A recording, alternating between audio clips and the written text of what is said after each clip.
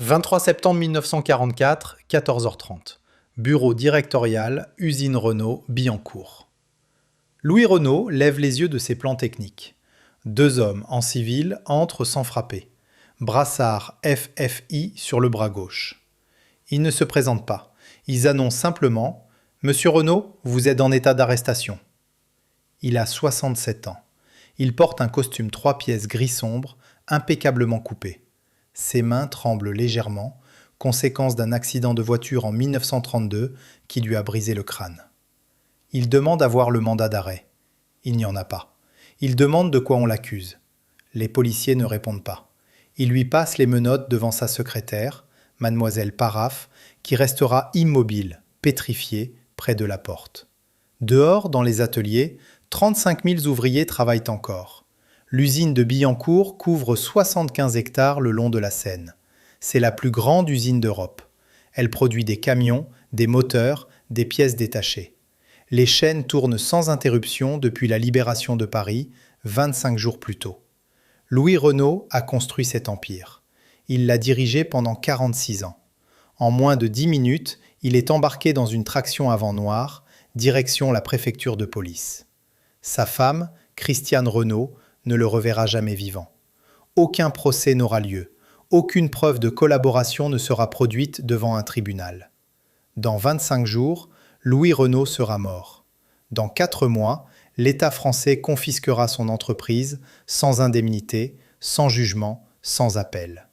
La nationalisation de Renault sera présentée comme un acte de justice contre un collaborateur notoire.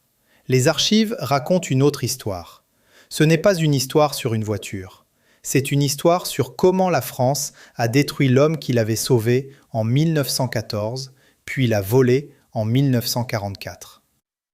Louis Renault naît le 12 février 1877, cinquième enfant d'un drapier parisien. Famille bourgeoise catholique, confortable mais pas fortunée. Alfred Renault, le père, possède un atelier textile à Billancourt, sur les bords de Seine. Louis est un enfant difficile. Il déteste l'école. Il préfère démonter des pendules et des machines à coudre dans le grenier familial. À 16 ans, il abandonne ses études. À 18 ans, il occupe un hangar au fond du jardin paternel et le transforme en atelier mécanique.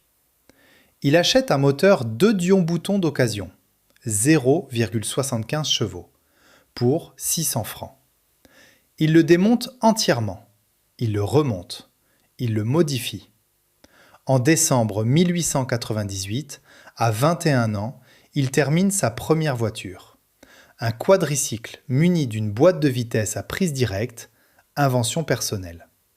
Elle pèse 250 kg. Elle grimpe la côte de la rue Lepic à Montmartre sans caler, exploit technique rare pour l'époque. Noël 1898. Louis Renault parie avec des amis qu'il peut monter la rue Lepic, 13% de pente, sans descendre de voiture. Il gagne.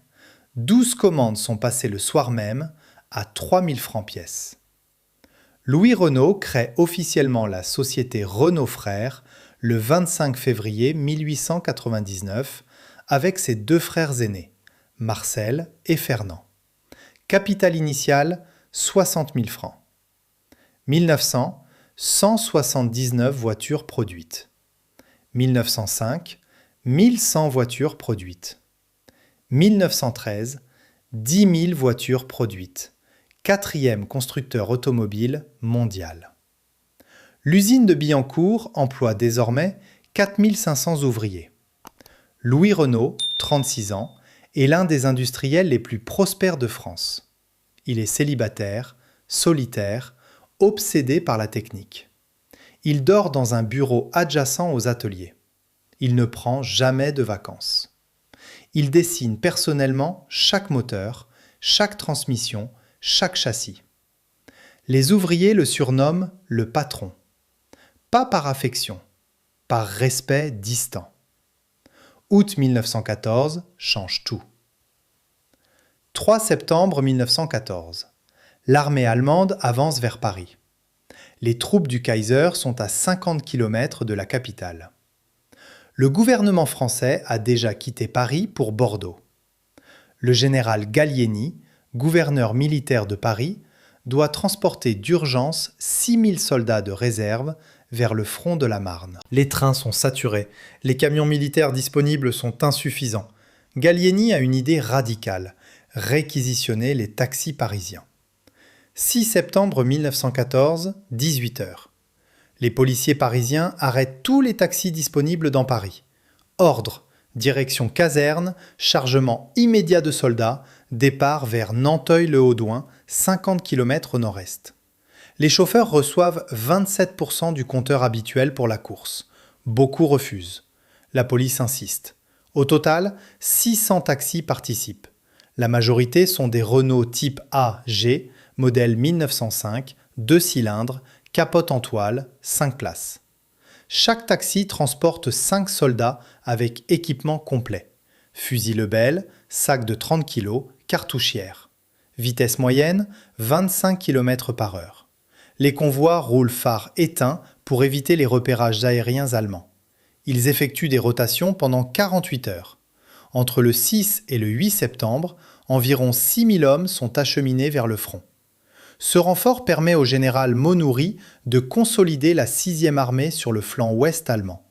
Le 9 septembre, l'offensive de la Marne brise l'avancée allemande.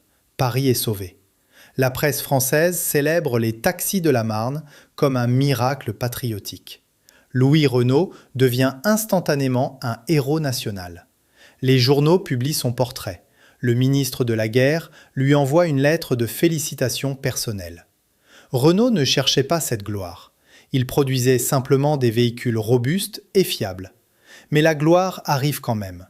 Entre 1914 et 1918, l'usine Renault produit pour l'armée française 8000 camions militaires, 1800 ambulances, 750 chars d'assaut FT-17, 9 millions d'obus. Louis Renault reçoit la Légion d'honneur en 1918. Il refuse les décorations supplémentaires. Il n'aime pas les cérémonies. Il retourne immédiatement à Billancourt, dans ses ateliers. Cette gloire de 1914 le tuera en 1944. 1919. Louis Renault épouse Christiane Bouler, 22 ans, fille d'un notaire parisien. Il a 42 ans. Le mariage est distant, formel. Renault reste obsédé par son travail. Christiane vit dans le château d'Erqueville, propriété de 800 hectares que Louis a acheté en 1908. Lui reste à Billancourt, dans son bureau adjacent aux chaînes de montage. Les années 1920 sont une période d'expansion brutale. Renault diversifie. Voitures particulières, camions, tracteurs agricoles, moteurs d'avion, moteurs marins. Il construit une fonderie à Billancourt. Il acquiert des mines de fer en Normandie. Il achète des forêts pour contrôler l'approvisionnement en bois des caisses de transport.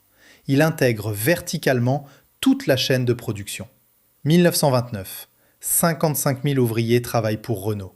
1930, Renault produit 45 000 véhicules par an. 1935, l'usine de Billancourt couvre 75 hectares, plus grande usine d'Europe. Louis Renault accumule une fortune considérable. Il possède personnellement 96% du capital de la société. Aucun actionnaire extérieur, aucune cotation en bourse. Il contrôle absolument tout. Les estimations de 1939 évaluent son patrimoine personnel à 2,4 milliards de francs, équivalent approximatif de 3 milliards d'euros en 2024. Mais Renault reste un patron autoritaire et détesté. Il refuse toute négociation syndicale. Il impose des cadences de travail extrêmes. En juin 1936, pendant les grèves du Front populaire, les ouvriers de Billancourt occupent l'usine pendant 17 jours. Renault refuse de rencontrer les délégués.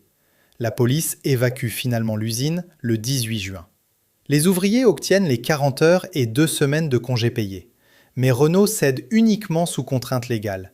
Il ne pardonne jamais cette humiliation. 1939.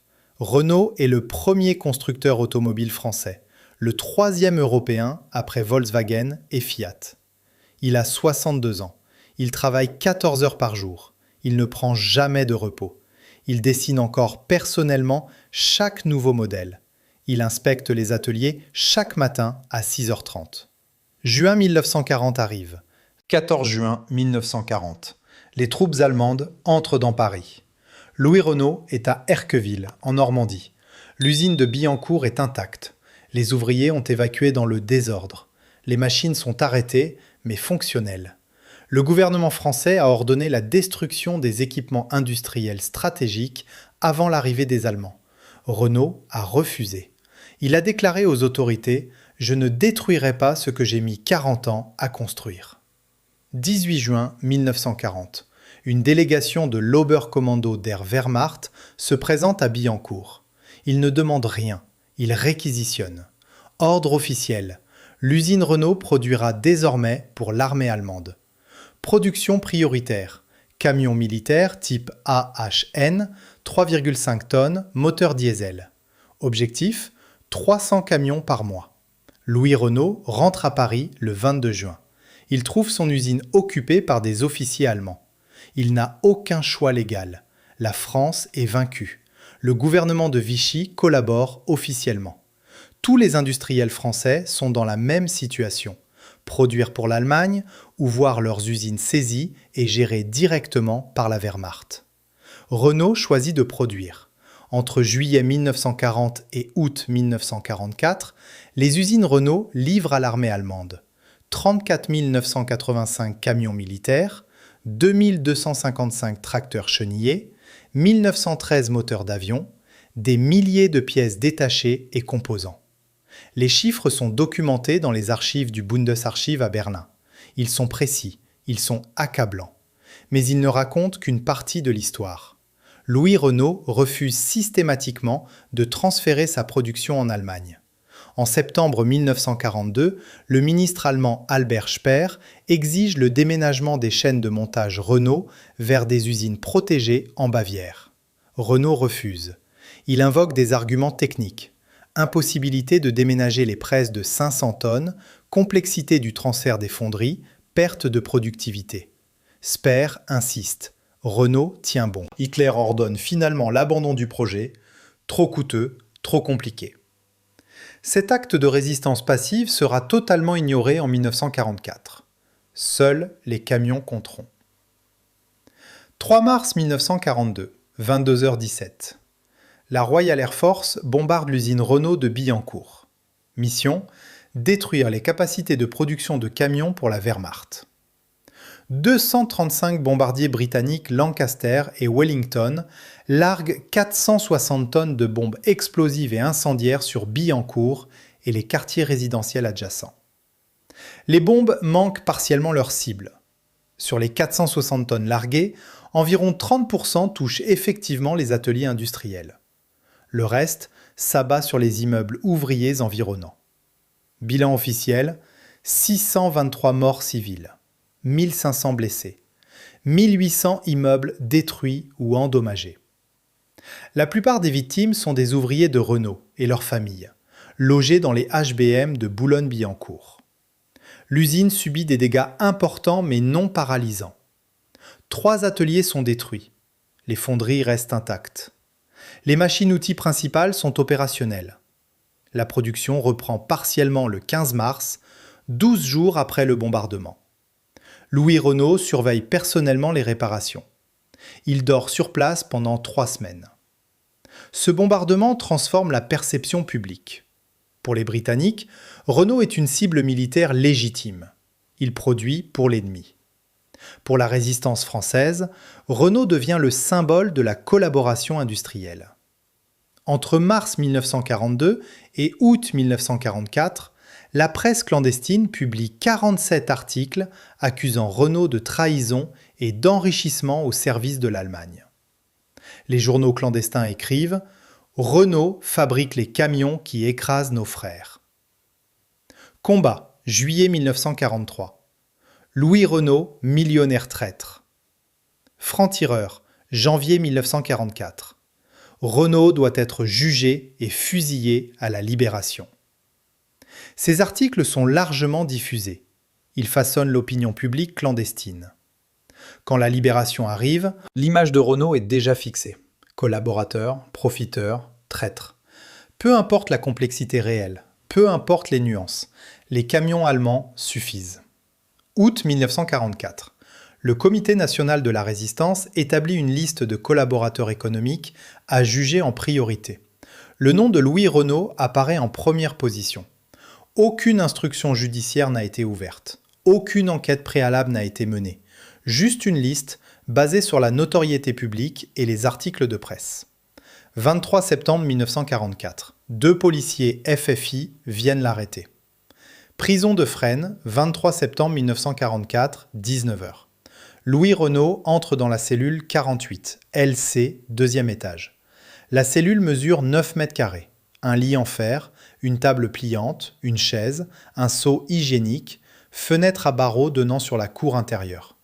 Température, 14 degrés Celsius, pas de chauffage. Louis Renault pèse 84 kg à son arrivée. Il mesure 1,73 m.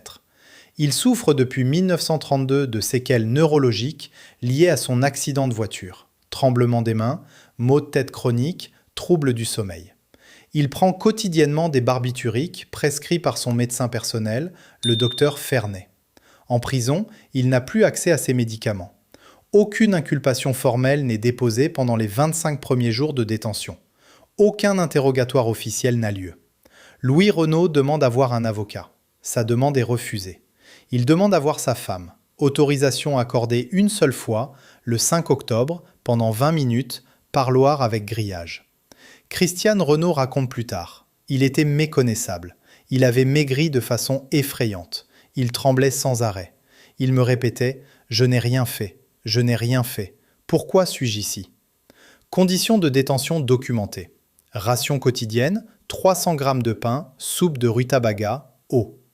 Température cellule entre 10 et 15 degrés. Éclairage, ampoule 40 watts, extinction 21 heures. Promenade, 30 minutes par jour. Cours intérieur, courrier, interdit. Visite, une seule autorisée. Les codétenus témoignent plus tard que Renault ne parle à personne. Il reste prostré sur son lit. Il ne mange presque rien. Il perd environ 1 kg tous les 2 jours. Le 10 octobre, le médecin de la prison, Dr Sani, note dans son rapport « Prisonnier en état d'affaiblissement sévère, syndrome dépressif majeur, nécessité transfert hospitalier urgent. Aucun transfert n'est organisé. » 15 octobre. Louis Renault s'effondre dans sa cellule. Il ne peut plus se lever. Il délire. Le docteur Sani alerte la direction de la prison. Ordre du ministère de la Justice, transfert immédiat à l'hôpital psychiatrique du dépôt, Paris 1er. 16 octobre, 14h. Louis Renault est transporté à l'hôpital du dépôt. Diagnostic médical, déshydratation sévère, dénutrition avancée, confusion mentale. Poids constaté, 68 kg. Perte de 16 kg en 23 jours. 17 octobre, nuit.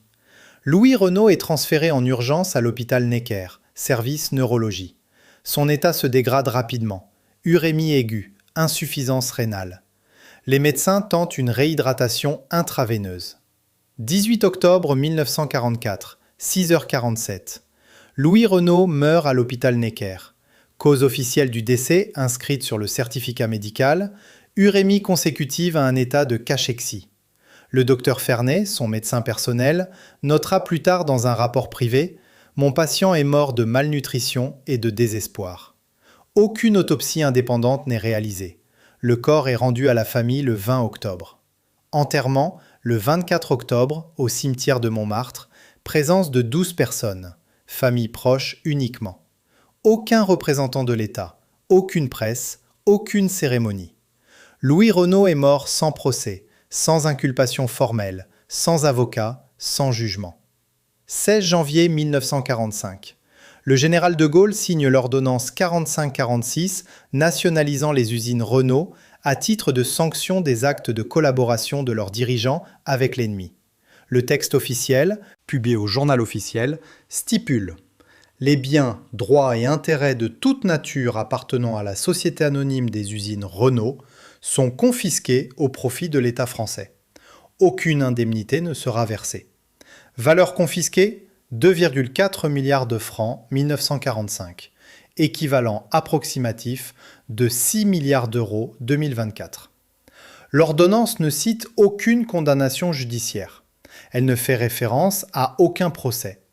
Elle invoque simplement les actes de collaboration, sans les détailler, sans les prouver. Louis Renault est mort depuis 90 jours. Il n'a jamais été jugé. Sa famille ne sera jamais jugée non plus. Nationalisation sans procès, confiscation sans preuve, sanction sans défense.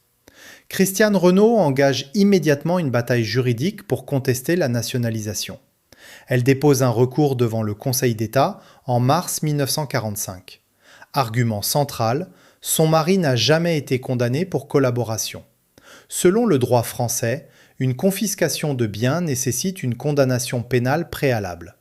Il n'y a eu aucune condamnation, la confiscation est donc illégale. Le Conseil d'État rejette le recours le 17 juillet 1945. Motif ? L'ordonnance de janvier 1945 constitue un acte de gouvernement insusceptible de recours juridictionnel.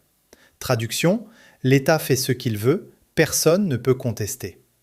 Christiane Renault dépose 11 nouvelles demandes de réhabilitation posthume entre 1945 et 1956.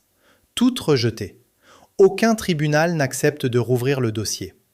En 1956, le ministère de la Justice écrit officiellement « Il n'existe aucune preuve formelle permettant de qualifier M. Louis Renault de collaborateur au sens pénal du terme. » Cependant, les faits matériels de production pour l'occupant allemand sont avérés. La nationalisation reste maintenue. Traduction : on sait qu'il n'a pas collaboré activement, mais on garde son usine quand même. Les archives judiciaires confirment ce paradoxe. Dossier 334W/106, Archives nationales, Paris. Aucune enquête préalable n'a été menée avant l'arrestation de septembre 1944. Aucune preuve de collaboration active n'a été produite. Aucun témoignage accusateur n'a été recueilli. Renault a simplement continué de produire sous réquisition allemande, comme tous les industriels français. La différence ? Renault était riche. Renault possédait la plus grande usine d'Europe. Renault valait 2,4 milliards de francs. 16 janvier 1945, la Régie nationale des usines Renault est créée. Entreprise publique, contrôlée à 100% par l'État français. Les 35 000 ouvriers de Billancourt passent sous statut public. L'usine continue de produire. Camions, voitures, tracteurs. Les logos changent. Les dirigeants changent. Les machines restent les mêmes. L'argent coule désormais vers le trésor public, plus vers la famille Renault. La famille hérite d'un nom détruit et d'une fortune volée. 1946, la Régie nationale des usines Renault lance la 4 chevaux, petite berline 4 places, moteur arrière, 760 cm3. Prix de vente, 472 000 francs, accessible aux classes moyennes. Succès immédiat. Entre 1947 et 1961, Renault vend 1,1 million de 4 chevaux. La voiture devient l'icône de la reconstruction française. Louis Renault n'en verra jamais une roulée. 1956, Renault Dauphine, 2,1 millions d'exemplaires produits. 1965, Renault 16, première berline à haillons, voiture de l'année 1966. 1972, Renault 5, 5,5 millions d'exemplaires, symbole des années 1970. 1990, Renault Clio, succès commercial massif, 15 millions d'exemplaires en 30 ans. La Régie Renault devient un pilier de l'industrie française. Elle emploie jusqu'à 85 000 personnes dans les années 1980. Elle génère des milliards de francs de chiffre d'affaires. Elle exporte dans 120 pays. Tout cela construit sur l'empire que Louis Renault a bâti entre 1898 et 1940. Son nom brille sur des millions de voitures. Sa famille reste effacée de l'histoire officielle. 1996, le gouvernement français privatise partiellement Renault. Introduction en bourse. L'État conserve 15% du capital. Le reste est vendu à des investisseurs privés. Produit de la privatisation, 20 milliards de francs versés au trésor public. Aucun centime ne revient à la famille Renault. 2024, Renault SA est coté à Euronext Paris. Capitalisation boursière, 8,97 milliards d'euros au 20 mars 2024. L'État français détient encore 15% du capital. Le groupe emploie 105 000 personnes. Il vend 2,2 millions de véhicules par an. Les descendants de Louis Renault ne possèdent rien. Pas une action, pas un centime. L'Empire a été confisqué en 1945, il n'a jamais été restitué. Comparaison, en Allemagne, après 1945, les industries Krupp, BMW, Volkswagen ont également produit pour la Wehrmacht. Certains dirigeants ont été jugés à Nuremberg, certains ont été condamnés, mais les entreprises sont restées propriété privée. Les familles ont conservé leurs actifs. En France, aucun jugement, mais confiscation totale. Christiane Renaud meurt en 1979, à 82 ans. Elle n'a jamais obtenu la réhabilitation de son mari. Elle n'a jamais récupéré un seul franc du patrimoine confisqué. Elle a vécu ses dernières années dans un appartement parisien modeste, 16e arrondissement, 85 mètres carrés. L'État français a gardé Billancourt, 75 hectares, plusieurs milliards de valeur. Jean-Louis Renaud, fils unique de Louis et Christiane, meurt en 1982. Il a vécu discrètement, ingénieur automobile, sans jamais commenter publiquement le destin de son père. Les petits-enfants restent silencieux. Aucune interview publique, aucune revendication médiatique. Le silence comme seul héritage. 2005. La régie Renault ferme définitivement l'usine historique de Billancourt. Les chaînes de montage sont démantelées. Les ateliers sont vidés. Les 75 hectares sont vendus à des promoteurs immobiliers pour 500 millions d'euros. Entre 2005 et 2015, l'île Seguin et les terrains adjacents sont transformés en quartiers résidentiels haut de gamme. Immeubles de bureaux, appartements de luxe, espaces commerciaux, musées d'art contemporain. Prix moyen au mètre carré en 2024, 12 000 euros. Nombre de logements construits, 3 500. Nombre d'emplois industriels restants, 0. Aucun musée Renault n'est construit. Aucune plaque commémorative ne mentionne Louis Renault. Le nom apparaît uniquement sur quelques panneaux historiques génériques expliquant que l'usine Renault a occupé ce site de 1898 à 2005. Louis Renault lui-même, pas un mot. Les taxis de la Marne, oubliés. La construction de l'Empire, effacée. L'île Seguin possède aujourd'hui une salle de concert, la Scène musicale, inaugurée en 2017. Architecture moderne, auditorium de 6000 places, programmation culturelle. Aucune référence à Louis Renault. Le lieu où 35 000 ouvriers fabriquaient des voitures pendant 107 ans est devenu un espace de loisirs pour classe supérieure parisienne. Les archives publiques racontent une histoire officielle simple. Louis Renault a collaboré avec l'Allemagne nazie, il est mort en détention. Son entreprise a été nationalisée légitimement. Fin de l'histoire. Les archives complètes racontent autre chose. Aucune preuve de collaboration volontaire n'existe. Renault a refusé le transfert de production en Allemagne en 1942. Tous les industriels français ont produit sous réquisition allemande. Renault est le seul dont l'entreprise a été confisquée sans procès. Aucune autre nationalisation de 1944 à 1945 n'a concerné une fortune privée de cette ampleur. Pourquoi Renault spécifiquement ? 3 raisons probables. 1. Valeur de l'entreprise. 2,4 milliards de francs, la plus grande fortune industrielle française. 2. Propriété personnelle. 96% du capital, détenu par une seule famille, confiscation facile. 3. Opportunité politique. De Gaulle voulait une industrie automobile publique pour la reconstruction. La mort de Renault en octobre 1944 a simplifié l'opération. Pas de procès embarrassant, pas de défense médiatique. Pas de témoignage gênant, juste une ordonnance, signée 3 mois après sa mort, confisquant tout sans explication. Vol légal, effacement organisé. 2024, une Renault Clio traverse Paris, périphérique sud, direction Porte de Versailles. Logo Renault sur le capot, losange argenté, brillant, reconnaissable instantanément. La conductrice a 34 ans. Elle ne sait rien de Louis Renault. Elle sait juste que sa voiture est française, fiable, et qu'elle l'a achetée d'occasion pour 8 500 €. Ce losange apparaît sur 2,2 millions de véhicules vendus en 2023. Il est visible dans 128 pays. Il représente une marque évaluée à plusieurs milliards d'euros. Il porte le nom d'un homme, mort en prison, jamais jugé, volé par l'État qu'il avait sauvé en 1914. L'île Seguin, Boulogne-Billancourt, existe toujours. On peut la voir depuis le pont de Sèvres, ligne de tramway T2. Architecture moderne, verre et acier, restaurant avec terrasse, appartement avec vue sur Seine. Prix moyen, 850 000 € pour un 3 pièces. Les jeunes cadres y promènent leurs enfants le dimanche. Ils ne savent pas que sous leurs pieds, Louis Renault a construit la plus grande usine d'Europe. Pas une plaque, pas un monument, pas un musée. Juste un parking souterrain où son empire a régné pendant 107 ans. Les archives judiciaires restent accessibles aux chercheurs. Dossier 334W/106, Archives nationales, site de Pierrefitte-sur-Seine. Quiconque veut vérifier peut consulter. Aucune inculpation formelle, aucun procès, aucune condamnation. Juste une ordonnance du 16 janvier 1945 confisquant 2,4 milliards de francs sans justification légale. La famille Renault existe toujours. Les petits-enfants et arrière-petits-enfants de Louis vivent discrètement en France. Aucun d'eux n'a jamais récupéré un centime. Aucun d'eux n'apparaît dans les conseils d'administration de Renault SA.